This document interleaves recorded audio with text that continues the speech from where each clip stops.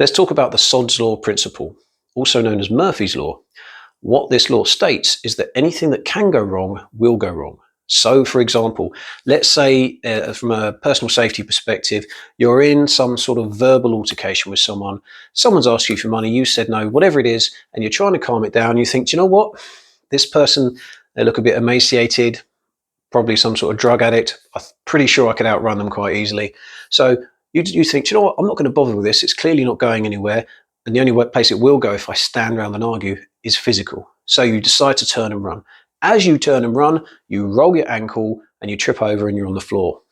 You weren't expecting that. Now you've got to try and get up and get away.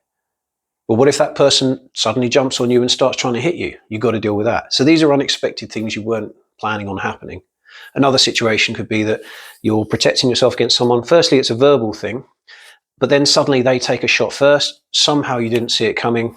You've managed to cover up and you've dealt with them physically, maybe a couple of knee strikes, done a takedown. And just as you're about to leave, another unexpected factor, someone comes and attacks you from the side. It's their friend. They've seen what's going on, so they want to help out their mate. You manage to deal with them. And then just as you're about to leave, someone grabs you from behind and starts pulling you backwards. It's neither of their friends or associates. It's a random passerby, and all they've seen is you beating a guy, and then they think, oh, it's some bully or something beating on a couple of homeless guys. So they're trying to choke you or pull you back. You've got to deal with that and try not to get too violent, because you think maybe if I could just push them off and explain what's happening, maybe that'll deal with it. But it's gone physical. You don't know at the time that they're a bystander. They could be another mate trying to do you harm. So you may get them off and hit them.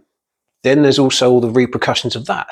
What's going to be the legal consequences? Did anyone see it? Then you realize someone was filming the scenario, and then someone else says, I've called the police. So these are all things that could go wrong, and you weren't expecting it, but you've got to deal with it. So what does this mean for your training? Your training has to reflect this. So don't train with a mindset that they're not going to be that fast, or they're not going to be carrying a weapon, or they wouldn't kick me when I'm down. You've got to plan for the worst. You've got to think, right, assume people have weapons. Assume they have a mate with them. Then you won't just be purely focused on dealing with them and be tunnel vision to whatever else is going on around you. Always assume they've got a weapon. Always assume that they may have no morals about them, and assume that there's other people that could get involved. So as a general rule, when you're training, always have a plan B, a plan C, a plan D, a plan E, etc. You've got to be prepared for the unexpected happening. And that's why keeping the Sod's Law principle in mind is a great way to heighten the realism of your training.